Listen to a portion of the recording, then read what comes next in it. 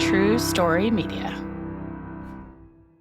Hi, Ryan Reynolds here for Mint Mobile. Are you looking for a beach read this summer? May I suggest your big wireless bill? It's got suspense, mystery, a slightly flat emotional arc, and a shocking twist where you realize you've been overpaying the entire time. Fortunately, though, Mint's story is better. Every plan, $15 a month, even unlimited. That's it. Happy ending, 0 tears. Give it a try at mintmobile.com/switch. Upfront payment of $45 for 3 months, $90 for 6 months, or $180 for 12-month plan required. $15 per month equivalent. Taxes and fees extra. Initial plan term only. Greater than 50 gigabytes may slow when network is busy. See terms. Hey guys, finding the perfect gift for the food lover in your life is easy. Thanks to Goldbelly. Goldbelly ships America's most iconic foods straight from world-famous restaurants right to your door. So if you want to treat someone to Joe's Stone Crab from Miami, Franklin Barbecue from Texas, or desserts from famous foodies like Ina Garten or Martha Stewart, Goldbelly has you covered. Just go to goldbelly.com and for a limited time, get 20% off your first order with promo code GIFT. That's promo code GIFT. This podcast contains adult themes and language, and some of the things that we discuss may be disturbing to some listeners. In this podcast, we discuss sexual assault, torture, race, and murder. Listener discretion is advised. Please take care of yourself.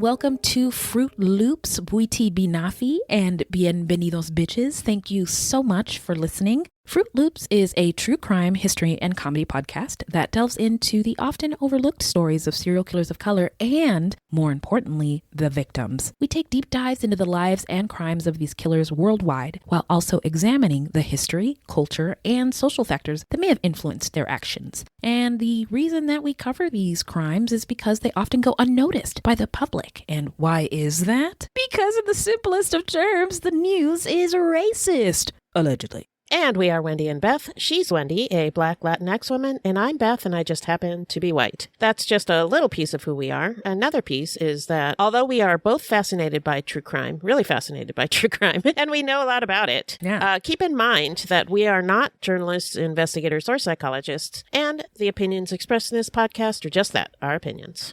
So, hit it, Beth. Who are we talking about today? We are talking about Anthony Sowell, an African-American serial killer from Cleveland, Ohio. He's known for his House of Horrors, where 11 dead bodies were found scattered throughout his home. This subject was actually suggested by my sister. And if any of you guys have suggestions for us, please let us know. Yes, please. And now, your favorite part. The stats. So this dude is associated with 11 known murders. He could have had more. I don't know. His span of crimes was from May 2007 to September 2009 in Ohio. He was apprehended on Halloween 2009. And I thought it was interesting to point out that the last killer we covered was also apprehended on Halloween night. Yeah, that's crazy. Yeah, a lot of crazy shit happening on Halloween. All right, just stay inside that tape, okay? Also, there were 6 women who survived his attacks. So interesting. So Anthony Edward Sowell was born on August 19th, 1959, and he was raised in East Cleveland. He had 6 siblings, and 7 of his cousins also lived with him after their mother died. God damn, that is a lot of kids. Yeah. So a niece, and I read in other places a cousin. So I'm not really sure if it was a niece or a cousin, but in any case, a female family member of his who was 1 year younger than him lived with Sowell after her mother died. She testified on the witness stand that his mother beat her starting when she was 10 years old. Almost daily, Sowell's mother, Claudia Gertrude Garrison, forced the woman, the niece or the cousin, and her twin sister to strip naked in front of the other children. Then Garrison would tie them to a banister and whip them with electrical cords until they bled. I read in some places that Sowell was never abused himself, nor his siblings, but in other places they said that he was abused, so I don't know. In any case, he did see the abuse that was going on, and the niece or the cousin said one day when she was 11, he lured her into the third floor of the home and forced her to have sex with him, threatening violence. Eventually, Sowell would rape her daily, and an uncle and other male relatives in the home would do the same. Just horrible. Yeah, so it sounds like it was a house of horrors from the beginning. Yeah, from the beginning. Even before Soul started his extracurricular activities. So his half-sister said that he was a mean child, very aggressive, and that he told her that he didn't think his mother loved him. She maintains that it was the other way around. Sowell joined the U.S. Marines at age 18 in 1978. He was trained as an electrician at Camp Lejeune in North Carolina. The military took him overseas to Okinawa, Japan in 1984. He was discharged in the Marines in 1985 and received awards like the Good Conduct Medal, a Certificate of Commendation, and 2 letters of appreciation. He was married when he was in the military and had a baby girl, but he and his wife divorced. In 1989, a woman named Melvette Sockwell, who was 3 months pregnant at the time, went to Sowell's home voluntarily. When she tried to leave, he bound her hands and feet with a tie and belt and gagged her with a rag. He kept her in the house for days and raped her at knife point. The victim told police, "He choked me real hard because my body started tingling. I thought I was going to die." He told her he was going to kill her. When he fell asleep, she was able to get away. Sowell was charged with kidnapping, rape, and attempted rape. He eventually pled guilty to the charge of attempted rape. Sowell was released from prison in 2005 after serving a 15-year sentence for attempted rape. He had to register as a sex offender when he was released, and a psychological evaluation done before he was released concluded that he was, quote, unlikely to re-offend, end quote. That was a big, fat, wrong answer. Wrong. Oh, and at the time he was released, the laws were such that he didn't have to notify his neighbors that he was a sex offender. Really? Yeah, that changed at some point when he was out. There was some federal law that required. Yeah, because that wasn't that long ago, 2005. No, and I read that in that book. Oh, House okay, of Horrors, the book. I think it's called. Right. Yeah, so I didn't read that sucks. one. Okay, so in my ebook, it was 900 pages. It was lengthy, and I did my best to get through all of it, but I pretty hard. didn't have. But I got through most of it, and I found that little tidbit. So after his release from prison in 2005, Sowell moved into the family home at 12205 Imperial Avenue in Cleveland, Ohio. And I think when he moved there were some family members living there, but they left. I think his mom died, and then somebody else was put into a nursing home, but I don't remember who they were. But at some point, he was living there alone. Yeah, I think his mom moved into the nursing home shortly after he got out of prison. Yeah. And then after she was gone, he had the house all to himself. Right. Neighbors referred to him as Tone or Tony, and they knew him as friendly yet reserved, perhaps a little bit odd. The neighborhood that he lived in is referred to as Mount Pleasant. That's kind of ironic. Very much so. This was around the time when the economy tanked and the housing bubble burst. In the 50s, Mount Pleasant was a well-maintained area occupied by Black professionals, doctors, teachers, and even Don King and football star Jim Brown lived there.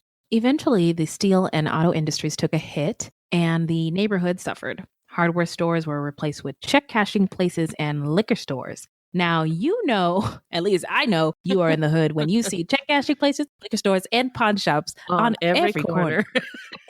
and the moment a Starbucks or a Panera Bread pops up in your hood, that means you are about to get gentrified and you better prepare to leave. Anyway, I digress.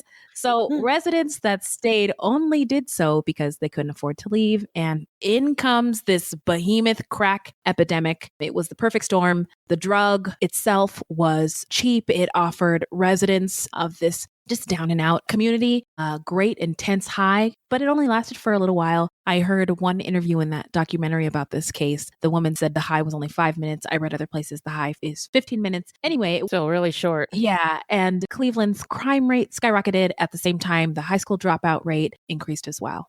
Sowell lived in the house with a girlfriend named Lori Frazier for some time, but eventually she got sober and she left him. I read somewhere that she just could not stand him being sober and him not being sober, which, yeah, totally makes sense. Oh, that makes sense. Yeah. Yeah. That makes sense. Okay. Yeah. Okay, Lori. We ain't mad at you. I'm sure there's probably other reasons as well. But anyway, shortly after she left him, he also lost his job and he began scrapping, collecting and selling metal and other waste material. He frequented a neighborhood corner store where he would buy 40s of King Cobra and drink all day long. Because of the crack epidemic, there were a lot of women walking around the streets looking to score. And Sowell would take advantage of that. He would chat them up and invite them to his house to drink and do drugs. Many of them found him to be charming, and they were vulnerable because of their addictions. Yes. Now, I must say, speaking of charming, okay, I watched his interrogation videos, right? Uh-huh. And I think he was charming. You probably think totally different. The interrogation video, he was like far away. I couldn't see his face. I couldn't really tell what was going on, but I heard that all over the place that people found him charming, especially women, because he was nice to them and he would act caring and he would say, "Oh, come to my house. I'll fix you something to eat. We'll drink some beer," and they just found him charming. So. Yeah, well, not that I was under any spell or anything, but I'm just saying I saw the charm, even when he was being interrogated by these police. So yeah, I believe it because a lot of those serial killers are described as charming. So yeah, right. Yes. Okay. Well, way to bring it back, Beth. Way to bring us back to the story.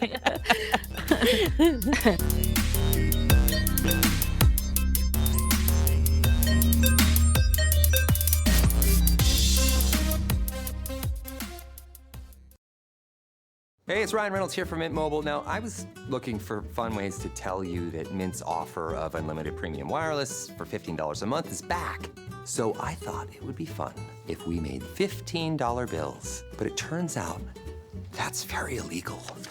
So there goes my big idea for the commercial. Give it a try at mintmobile.com/switch. Upfront payment of $45 for 3 months, $90 for 6 months, or $180 for 12-month plan required. $15 per month equivalent. Taxes and fees extra. Initial plan term only. Greater than 50 gigabytes may slow when network is busy. See terms. Hey guys, finding the perfect gift for the food lover in your life is easy. Thanks to Goldbelly. Goldbelly ships America's most iconic foods straight from world-famous restaurants right to your door. So if you want to treat someone to Joe's Stone Crab from Miami, Franklin Barbecue from Texas, or desserts from famous foodies like Ina Garten or Martha Stewart, Goldbelly has you covered. Just go to goldbelly.com and for a limited time, get 20% off your first order with promo code GIFT. That's promo code GIFT. Okay, get your 2007 calendars out. In May or June of 2007, Crystal Dozier, she was 38, was murdered. She lived a few miles away from Sowell's house on the city's east side, but a few years earlier had lived on the same street as Sowell. Her mother described her as the responsible one of her children before she became addicted to crack. She was the mother of 7 children when she disappeared in May of 2007. Several family members filed missing person reports, and they searched for her throughout the 2.5 years she was missing, hoping to find her alive. Police were dismissive, of course, and not very concerned about the missing woman. Why? I wonder. They told her son that she's an adult and she can go missing if she wants to, and the family papered the neighborhood with missing person flyers. Then in June of 2008, so this was like a year later, Tashana Culver, age 31, she was murdered. She lived a few houses away from Anthony Sowell on Imperial Avenue. The mother of 4 was last seen by her family in June 2008, but she was never reported missing.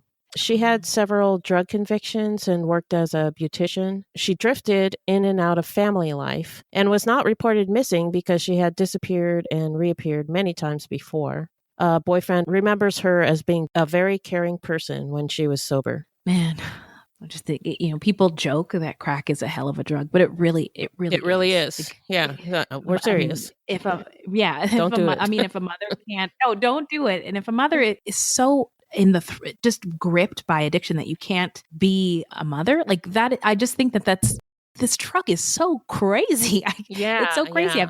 I've never tried it. Never want to. This whole family, I never want Yeah. to. Well, I won't say never want to because it does sound like it's pretty blissful for a few minutes. So what I'm saying is when I am in my 80s and I have nothing else to lose, then you'll do some crack on my to-do list. Okay. Okay. Anyway, maybe you and I can get together and try it once when we're all when old. my house is paid off and my kids are out of my house, and I don't know if my husband will be alive by then. Who knows? He's 10 years older than me. I don't have to worry. If I do go to jail, it won't be for very long because I'll be in my 80s. You know what I mean? I'm just saying you're gonna die anyway. So there are some things I've considered, but I'm putting them way off. Put it off until the end of life. Yes. So August 2008, LaShonda Long, she was 24 when she was murdered. As a child, Long looked out for her siblings. She was the bossy one, relatives said. She was very motherly with her brothers and sisters. That's what her aunt said. She was always strong-willed and sassy, but she didn't get into any trouble. But she became pregnant at age 14 and had 3 children before she was old enough to vote, and she was dead by 24. She had been deemed unfit to raise her children and had gone out of contact with her family, who nevertheless still loved her. And although LaShonda would lose contact with her family for long periods of time, she would always be sure to call her father and her aunt every year on their birthdays. That's really sweet. On her aunt's birthday in August of 2008, there was no phone call, and she was the youngest of Sowell's victims. In October 2008, Michelle Mason, age 45, was murdered.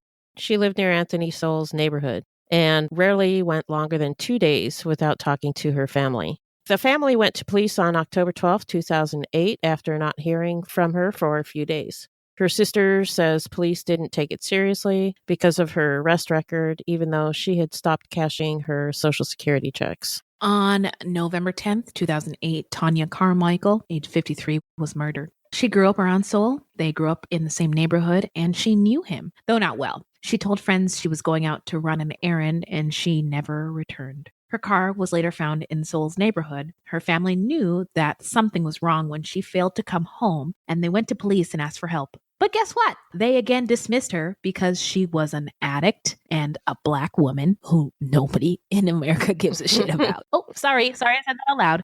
They told the family that she would come home when she was done using drugs. Oh, really, police? The family put up flyers, and her daughter, Danita, did not stop looking for her. It makes me really angry. Yeah.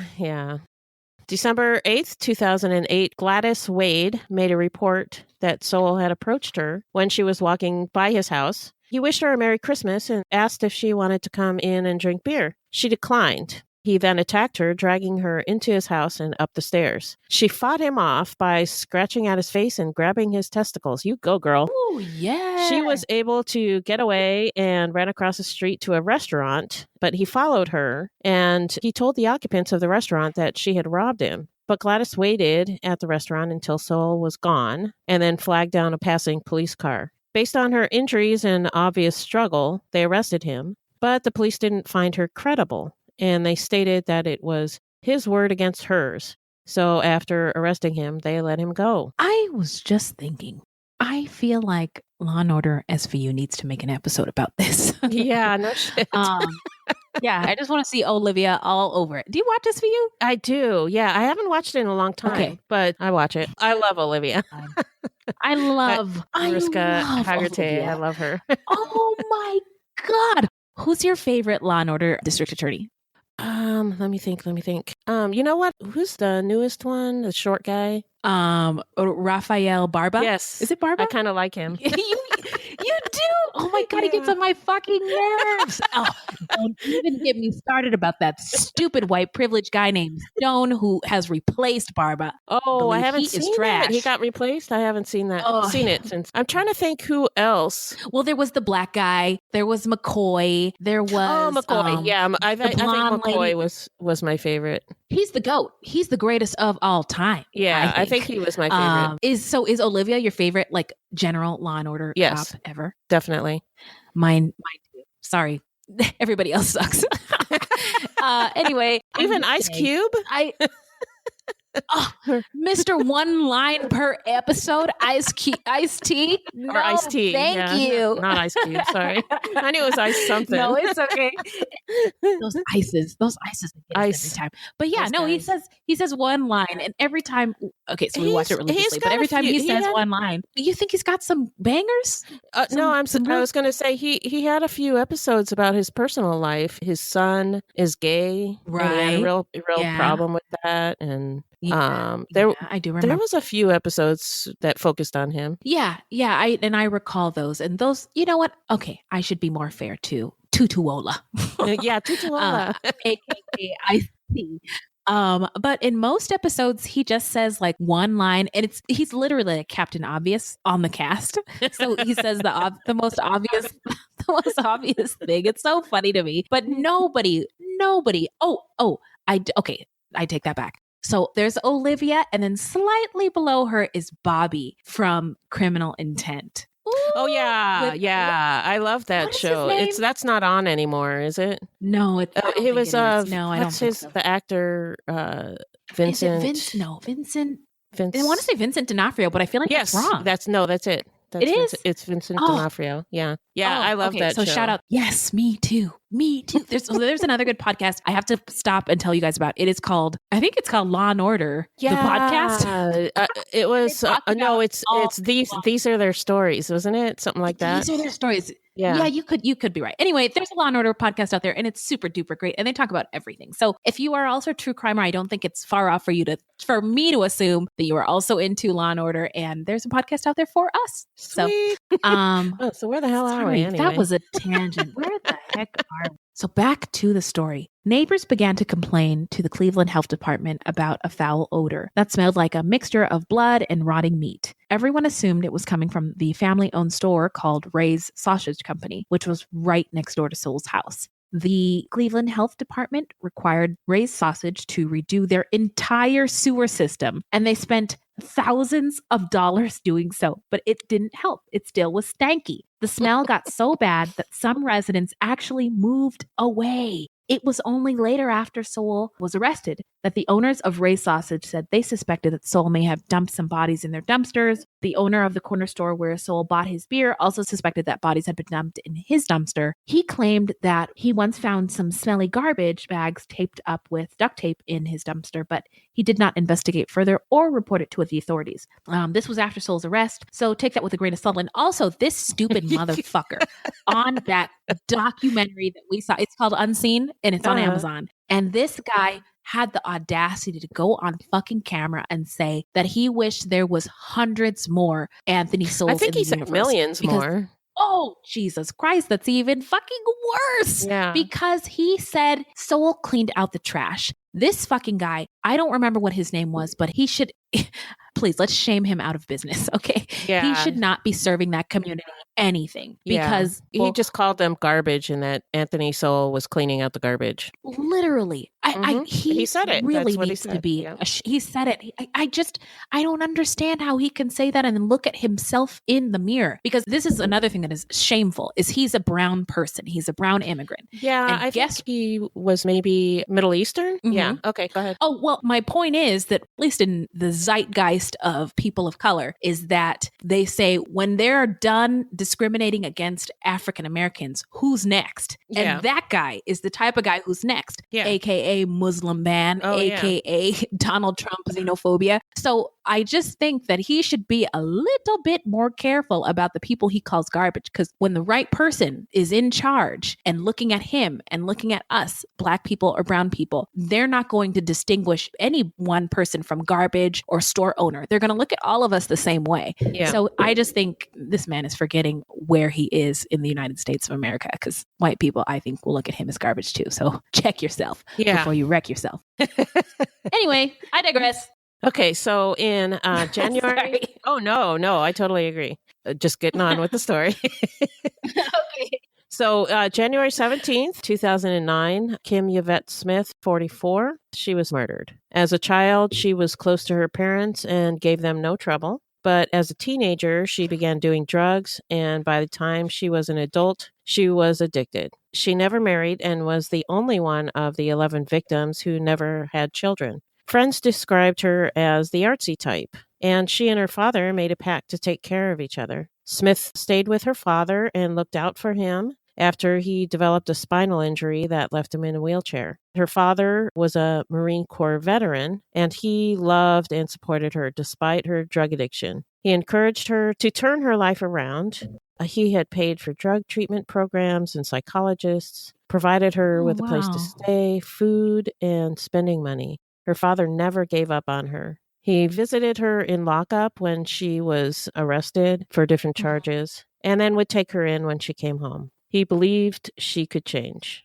and then she was gone. After she disappeared, her father offered a reward to help find her, but she'd been murdered by Sowell and buried in his garden. Oh, that's a sad one. On April 2009, Nancy Cobbs was age 43 when she was murdered. She herself said that she was a very poor mother, but as she got older, she got her life back on track and she was helping to raise her grandchildren. She disappeared in April around the time of her birthday.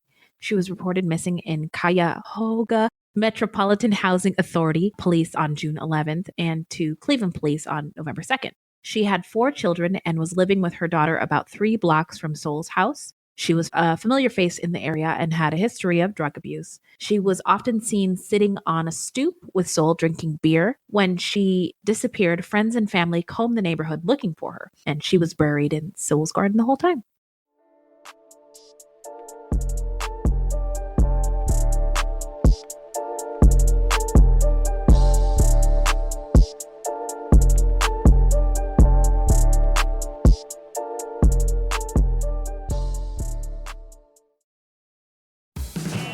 Late night bites with friends? Already hard to beat. That first too hot bite of fries you couldn't wait for, followed by ice cold Pepsi. Now that hits different. Suddenly, the energy kicks back in, the night goes longer, and the laughs don't stop. Because Pepsi brings out more flavor, more fun, and more of the moment. Food deserves Pepsi. Grab a Pepsi Zero Sugar today. Hey, it's Ryan Reynolds here from Mint Mobile. Now, I was looking for fun ways to tell you that Mint's offer of unlimited premium wireless for $15 a month is back. So I thought it would be fun if we made $15 bills. But it turns out that's very illegal. So there goes my big idea for the commercial. Give it a try at mintmobile.com/switch. Upfront payment of $45 for 3 months, $90 for 6 months, or $180 for 12-month plan required. $15 per month equivalent. Taxes and fees extra. Initial plan term only. Greater than 50 gigabytes may slow when network is busy. See terms.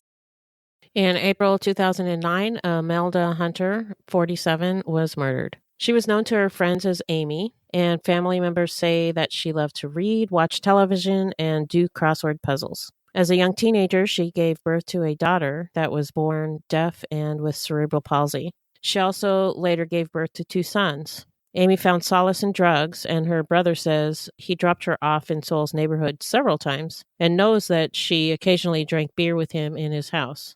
Family members say she vanished in April of 2009. In June 2009, Janice Webb, age 49, was murdered. She often hung out in Sowell's neighborhood and was last seen on June 3rd. Her family reported her missing about August 2nd. Wow, 2 months later? Yeah. Cleveland police say they searched for her unsuccessfully by checking with friends and relatives and at area hospitals and shelters. Her sister says she was a loving person who struggled with drug and alcohol addiction. She was also described by her family as a joker. Webb was a mother of 1 and a grandmother of 3. In June 2009, Talasia Fortson, 31, was murdered. Fortson liked arranging flowers and attending church. She had 3 children, but lost custody because of drug use. She still spent time with them, though, and when she didn't show up to braid their hair, family members became alarmed. She was buried in Sowell's garden. September 2009, Diane Turner, she was age 38 when she was murdered. She was the mother of 6. 5 of her children had been taken away from her due to drug use, but she had been sober for 21 months and was pregnant with the daughter of her new boyfriend. She was involved in the church and had finally broken her longtime addiction to crack cocaine. She truly believed she could be a real mom to the little girl she would name Denise. When Denise was born was probably the best time of her life. The boyfriend was James Martin, and he said she was clean. Everything was good. But because of her past and despite no evidence that she was using, social workers removed Denise from her mom's care 4 days after she was born. Wait, why? Yeah, I don't know why, but they found reason to remove her, even though she wasn't using. Okay, we need to overhaul CPS. Turner fought to get her daughter back, but failed, and it shattered her, and she relapsed. After more years of abusing drugs, Turner disappeared in September of 2009. The last of the 11 women to go missing, her body was found in a third-floor bedroom of Anthony Sowell's house. She had never been reported missing, and her remains took the longest to be identified as well because of her severed family ties. And then on September 2nd, 2009, Sowell was a registered sex offender, as we mentioned before. And because he was a registered sex offender, sheriffs were allowed to make surprise visits to his home. So on September 2nd, they came to his house, chatted with him, and left. And they had no idea he had a bunch of dead bodies in his house. And this confused me because, Come on. I mean, the neighbors are complaining about the smell. Didn't they smell something? Didn't they smell something? Oh my God. It's fuckery at its finest, everybody. So anyway, Cleveland PD, you're trash until you get it together. On September 22nd, Latundra Billups, aka Lala, a Black woman, mother of 5, she went with Sowell to his home to drink beer and smoke crack. Lala was a mutual friend of both Sowell and his ex-girlfriend, Lori Frazier. She had heard a rumor in the neighborhood that Sowell abused a woman in the neighborhood, subjecting her to rape and imprisoning her in his house. But her addiction outweighed her fear about what she heard. She knew Sowell and she'd been to his house before. I think she might have even been friends with Lori Frazier. Yeah, they were mutual friends. So they were familiar. They knew each other. Yeah. And they were drinking and doing drugs when he attacked her, punched her hard in the face, and began choking her with an extension cord until she passed out. When she woke up, she saw him sitting in a chair. And Sowell looked like he was shocked to see her wake up. And he said he was going to kill both her and himself because he knew he was going to jail. She promised she would not send him to jail, and he apologized. He offered to replace a sweater that he'd torn off of her and asked if she would come back the next day. She got dressed and assured him that she wouldn't tell anyone if he just let her leave. She reported him to the police and went to the hospital to do a rape kit. But the police took 3 weeks to actually contact her. Yeah, that's crazy. Imagine if she had been a white lady. Yeah. Just saying. So that was on September 22nd. She reported this rape. And then on October 19th, before the police had contacted Latundra or Lala, October 19th, 2009, Shawn Morris, a Black woman who was married with children, who struggled with drugs and alcohol between periods of sobriety. She was partying one morning when she ran into Sowell at a bus stop at 7 a.m. She agreed to go to his house to continue partying. He offered her crack and beer. She left Sowell's house around noon, but returned to the house because she forgot her ID. It was at that time that Sowell attacked her and began strangling her. According to Shawn, during the attack, he said, "I hate you bitches. Look at you. You've got a husband at home and you out here in the streets." And he was just going on and on about how I hate bitches and that's why I hate bitches. He raped her vaginally and attempted to do so anally when she started screaming very loudly. He jumped up and started closing all the windows. She was sitting right in front of a window and she knew he was going to try to kill her. So she attempted to jump from the second-story window, still naked. Sowell tried to grab her and pull her back in, but apparently when Sowell realized that he couldn't get her back in the window, he pushed her, and she fell out onto the concrete below. A crowd gathered when they saw an injured woman lying on the ground and a man standing over her, both naked, in the alley between the Sowell house and the sausage shop. So 911 was called. Donald Laster, a landlord in the area, demanded that Sowell stop moving the woman. Sowell said that she was his wife. That's not true. And that she had accidentally fallen from the window while they were having sex. Sowell said, "She's all right. I'm going to take her back into the house." Laster gave the unconscious woman a t-shirt to cover her up. Sowell was attempting to pick Morris up and move her back inside the house, but stopped when one of the onlookers yelled at him not to do so. Sowell became visibly angry and tried to get the witnesses away from where Morris had fallen. He eventually got Morris to her feet and back inside as an emergency vehicle pulled up. Sowell rode in the ambulance with Shawn and told the cops he was her husband and gave the same bullshit story about her falling out of the window during sex. Shawn had 2 broken hands, 8 broken ribs, a skull fracture, and a brain aneurysm. Woo! She had lost consciousness, and when she woke up in the hospital 2 days later, she was like, "Hey, nurse, can I call my husband?"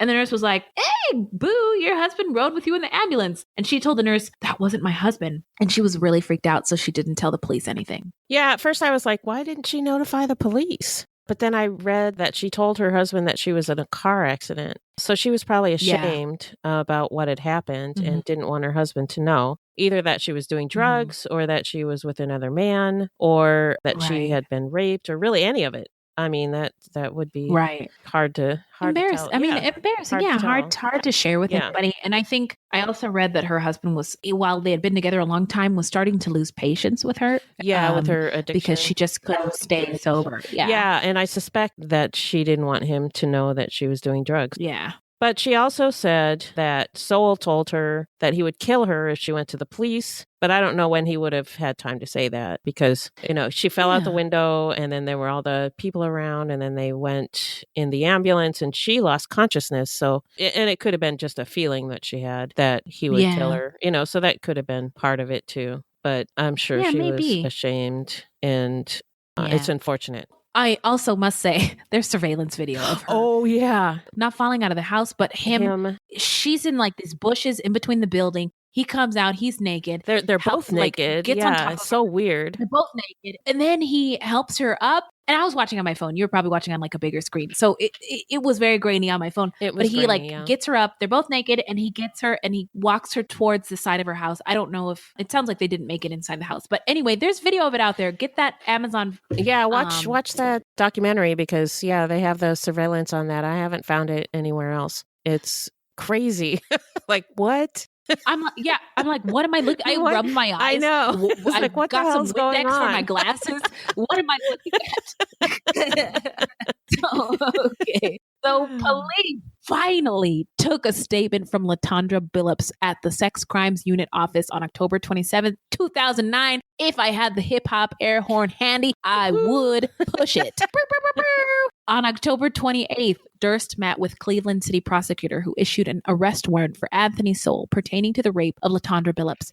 Durst also conferred with an assistant Cuyahoga County prosecutor and obtained a search warrant for the house on Imperial Avenue. Durst and members of the SWAT team executed the search warrant at approximately 6:50 p.m. on October 29th. Sowell was not present at the time. After sweeping the house room to room, SWAT team members eventually came to a locked door at the south end of the hallway at the third floor attic area. SWAT kicked in the door and Officer Richard Butler, the first man into the room, discovered two decomposing bodies lying face down on the floor. Sowell had covered the bodies with piles of clothing and wrapped one in black plastic garbage bags up to her knees. He had covered the windows with garbage bags. There was also a shovel lying on the floor between the two bodies. After SWAT reported to Durst what they had found, Durst notified the homicide unit.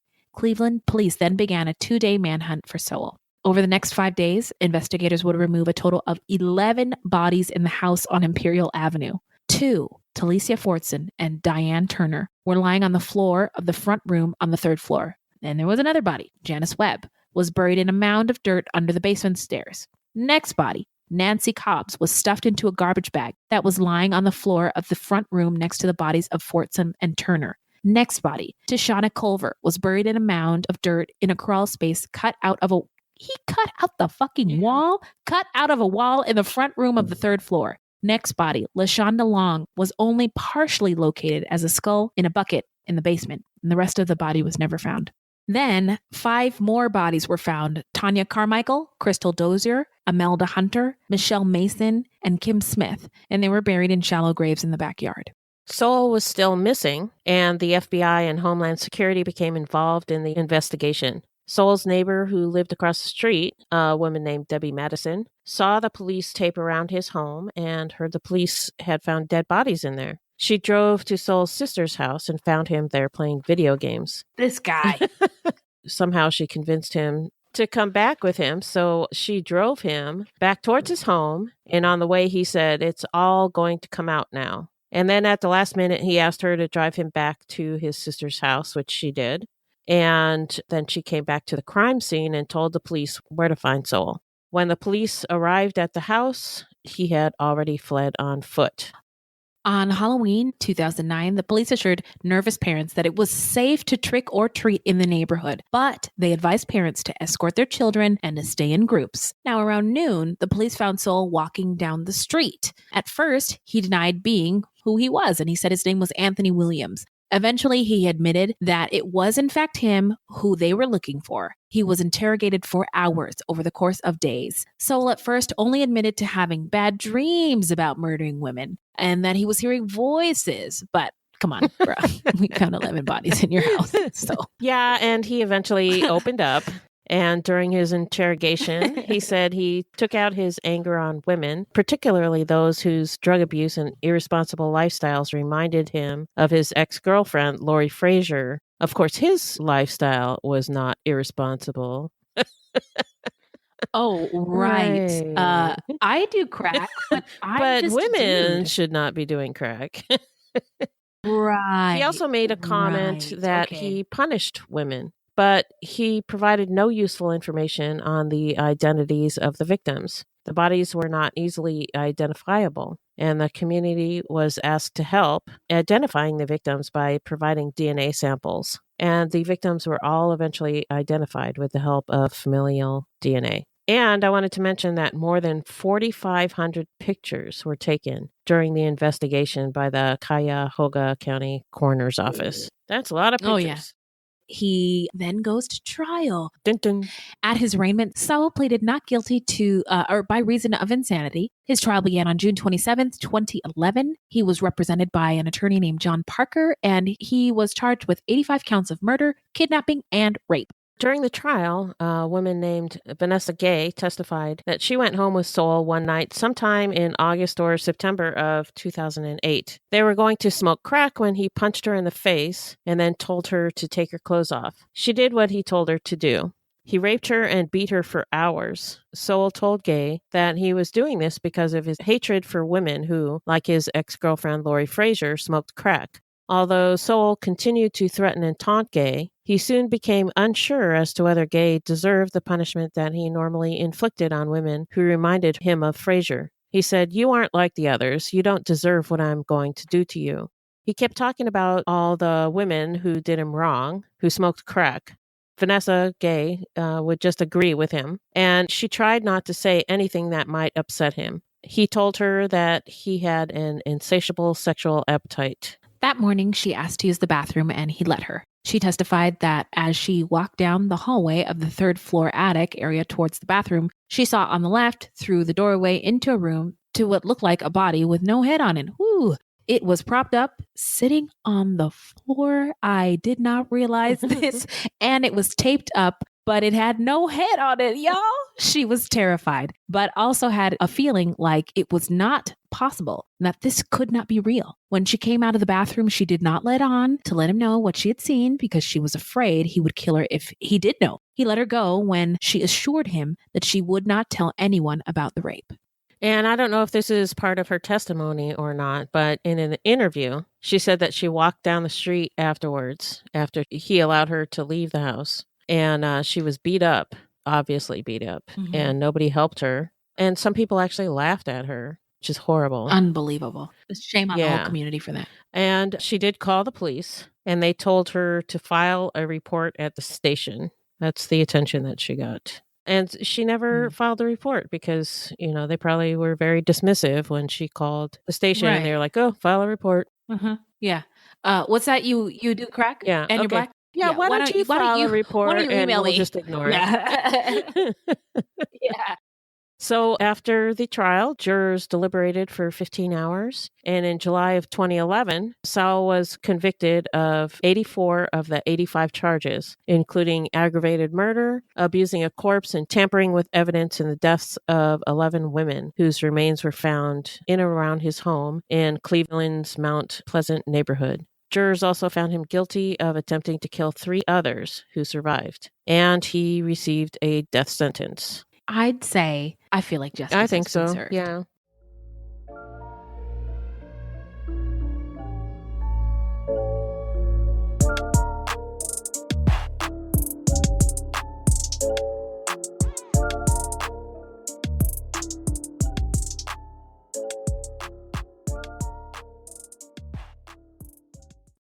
Amazon Health AI presents Painful Thoughts. Why did I search the internet for answers to my cold sore problem? Now I'm stuck down a rabbit hole filled with images of alarmingly graphic sores in various stages of ooze. I can clear my search history, but I can never unsee that. Don't go down the rabbit hole. Amazon Health AI gets you the right care, fast. Healthcare just got less painful. Hey, it's Ryan Reynolds here from Mint Mobile. Now, I was looking for fun ways to tell you that Mint's offer of unlimited premium wireless for $15 a month is back. So I thought it would be fun if we made $15 bills. But it turns out that's very illegal. So there goes my big idea for the commercial. Give it a try at mintmobile.com/switch. Upfront payment of $45 for 3 months, $90 for 6 months, or $180 for 12-month plan required. $15 per month equivalent. Taxes and fees extra. Initial plan term only. Greater than 50 gigabytes may slow when network is busy. See terms. So, where are they now? Sowell, he's on death row in a maximum security prison. He has appealed, and his house was demolished in the winter of 2011, and it's now a vacant lot. And it looked like, from the documentary we saw, that people stood around and watched and almost celebrated this house of horrors. Yeah, they coming really down. they And I really think that's wanted pretty it cool. gone. So yeah. And I also wanted to mention that Latondra Billups, the lady who was referred to as Lala, she kicked her habit. Mhm. And yeah, she was the lady Yay. whose rape finally brought Sowell to justice, the one that brought the police to his house. So anyway, Lala earned her master's degree in social work at Cleveland State University in 2016. I thought that was the one bright part of this story. Yes, I love that. I'm grinning from ear to ear just hearing that one. Yeah. So, one of the reasons why I love true crime is because I want to know what made these people snap. Yep. And Sowell was interviewed by 2 psychologists while he was in prison. When asked what triggered him to commit the murders, he said, "I don't like people who hurt kids, especially women. Women are supposed to be our protectors over everyone else, but that's not the way it is." Sowell claimed he was sexually abused as a child by a female cousin, an older nephew, and a girlfriend's mother. He said his mother was cruel to him and that he'd been very angry with her for years. And his female cousin or niece, who was abused, she was abused in front of Sowell and then later sexually abused by him and other males in his household. That instance in his childhood may have, or many instances, oh God, the horrible childhood. That may have. Yeah. There's a lot that went into. That probably had an influence on forming his views on women and sexuality in general. During Sowell's interrogation, he said the breakup with his girlfriend Lori was traumatic, and he began raping and killing women after she left him. But I call bullshit. Ooh. He claimed that he loved her, but she was a drug addict and didn't love him back. But, she kicked her habit and he didn't, and she just couldn't be around him anymore. And it seems to me more like when his life was not orderly, when he had no discipline, like when he was in the military, he did very well. In prison, he did very well. And then when he had a job and he had his girlfriend, Lori, to keep him on track, he did okay. But it was after that he turned to rape and murder. So he keeps going back to his relationship with Lori, but I think it's bullshit. It's just an excuse. I think that the Lori thing might have been what made him snap. Yeah. But there's a lot of kids and a lot of people in the world who are abused as kids, who have terrible childhoods, who live through really traumatic things. And not everybody ends up being a serial killer. Yeah. So I know that there's that argument to be made. He said that it made him angry that the women he killed had children and that they were not taking care of them. So my takeaway is when people are in the throes of addiction, they might do things or involve themselves in things where their safety or their well-being might be, compromised. And Mr. Sowell is a monster for taking advantage of these vulnerable women who had addiction problems. I, as a Black and brown woman, shame on this Black man for doing this to these women in this community. I think it's awful. I don't think that he's the only one. And I think that it is just disgusting. On top of that, crack was criminalized and has a terrible stigma attached to it, which is why the cops didn't just jump in and save all these women right away. It was a shame that there was no resources available to these communities who needed addiction and recovery help. The crack epidemic is fraught just as the current opioid epidemic is, but the two crises are treated very differently. I wonder why. I have a theory or two. It starts with an R and ends with the ace-ism. Also, there were so many signs that something was wrong at this house. He was a sex offender and the smell was awful. And the smell sticks out in my mind because I've heard other true crime podcasts where neighbors, their testimony was included in part of the story, indicate that this motherfucker's house smelled terrible. And it turns out it was because, there's a bunch of bodies in this place. And so it just blows my mind that the police went to his house because he was a sex offender. They went to his house, more than once to check on him. And what? Yeah. I mean, the smell. And you guys weren't concerned enough to go inside? Yeah. Okay. So that's what I think. Yeah. So we mentioned the documentary called Unseen. It's on Amazon Video and it's about $3 to rent. Totally worth it. I was really affected by it because they interviewed a lot of the victims who survived and family members of those who did not survive. And they talked about how many of these women were brought up in alcoholic, drug addicted families. And it seemed to me like they hardly had a chance. And it was kind of sad. So yeah, I thought that the odds were definitely stacked against them anyway, when people say, they just got to pull themselves up by their bootstraps. But, when you're brought up in a situation like that as a child, it's really difficult to move out of that. It's really the exception, the person who is able to get out of that and actually be successful, meaning just having a normal life. That is really the exception because it is so hard when you're brought up in that environment. Your parents, your grandparents are using, everybody's using and everybody's using. So anyway, by the way, the only people who say that get out of the bootstraps thing are usually only privileged. Yeah, who say that. I've never heard a black person say that. It is such bullshit. That makes me so mad. Yeah. I wish I could high five you through the internet airwaves. Did you know that pulling yourself up by your bootstraps was actually, that phrase was actually meant to be satirical? Oh, it was supposed to be a joke? Yeah, because you can't pull yourself up by your bootstraps. Okay, then this whole phrase needs to be canceled. Just stop.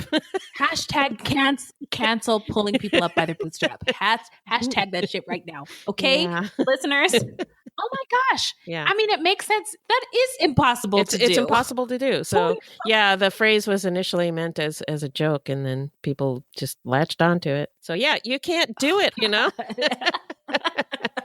That explains so much. So to get back to something more sad. I did want to mention that it is suspected that Sowell kept these women prisoners, the murdered women, prisoners for days before killing them. Like Crystal Dozier, for example, she went missing in May of 2007 around Mother's Day, but the coroner estimated her date of death as June of 2007. I don't know how accurate that is, but they do suspect that he kept them for days. And there was one, I don't remember which one it was. One of the survivors said that he had threatened to throw her in a closet and forget about her. Oh my God. Yeah. Ooh. And again, these women were just treated like garbage by the police, by everybody, not listened to. And many more rapes and murders happened than had to because the police just dismissed missing person reports, the reports of rapes, and really everything. The whole damn thing. Yep. What are you guys doing in Cleveland? My mom was like, Wendy, maybe you shouldn't say such awful things about the police. But I would not do that, Mom, if they didn't do such awful things. They just need to do their jobs. I'm sorry. Some of the police are good. They're doing their jobs, but, other ones like this example, not so much. Not so much. Not so much. So they can do better. That's all I'm getting at, Mom. Don't worry. They can do better. Anyway, Hey, Fruities. We recorded this episode back in 2018, and today in 2026, we have a slightly different ending for you. After his 2011 conviction and sentencing, Anthony Sowell remained on death row for nearly a decade while continuing to challenge his conviction and death sentence. Sowell would never be executed. On January 21st, 2021, he was transferred to the Franklin Medical Center in Columbus, where he was placed in end-of-life care for an undisclosed terminal illness. On February 28th, 2021, Sowell died at the age of 61. For years after the house on Imperial Avenue was demolished, the vacant property remained a painful reminder of what happened there. Eventually, victims' families, neighborhood residents, community organizations, and the Western Reserve Land Conservancy worked together to transform the site and surrounding vacant lots into something entirely different. On November 6, 2021, 9 months after Sowell's death, the Garden of 11 Angels officially opened on Imperial Avenue. The memorial garden encompasses Sowell's former property and 7 adjoining parcels, transforming the place where so much violence occurred into a peaceful community space, honoring the women whose lives were taken. At the center of the garden is a black granite memorial bearing the names of the victims. The garden also includes trees, flowers, walking paths, and places for visitors to sit and reflect. Another marker recognizes Sowell's survivors and the families and loved ones affected by his crimes. The transformation of Imperial Avenue ultimately shifted the focus away from the man who committed the murders and back where it belonged, on the 11 women who lost their lives, the survivors who lived through his violence, and the community that refused to allow the site to remain a monument to Anthony Sowell. All right, Beth, where can the people find us? Our website is fruitloopspod.com, and we use Fruit Loops Pod for all of our social media. The footnotes for each episode can be found on our website. Plus, check it out for the different ways that you can support the show. You can also join us on Patreon, where we have hundreds of hours of bonus content. You can also support us by supporting our sponsors, or by giving us a 5-star review. 5 stars only, please. Also, don't forget to subscribe. That's right. Now, this is a weekly podcast, and episodes drop on Thursdays. So until next time, look alive, y'all. It's crazy out there.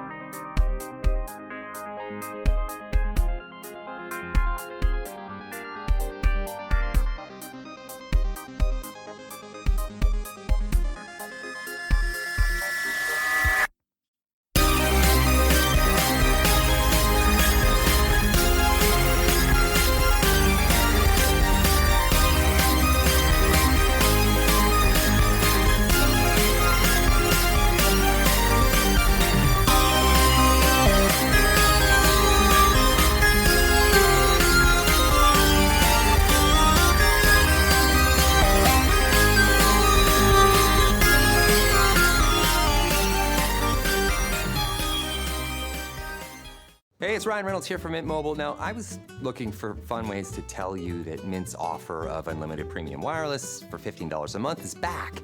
So I thought it would be fun if we made $15 bills. But it turns out that's very illegal. So there goes my big idea for the commercial. Give it a try at mintmobile.com/switch. Upfront payment of $45 for 3 months, $90 for 6 months, or $180 for 12-month plan required. $15 per month equivalent. Taxes and fees extra. Initial plan term only. Greater than 50 gigabytes may slow when network is busy. See terms. I'm Glenn Washington. This is Snap Judgment from KQED. When everything is falling apart, what do? Hurricane Helene shut everything down. No roads, no cars, no way through. But his daughter was getting married. And somehow, some way, he was going to walk her down that aisle. All systems down. A new Snap Judgment miniseries from KQED. Tap to listen now.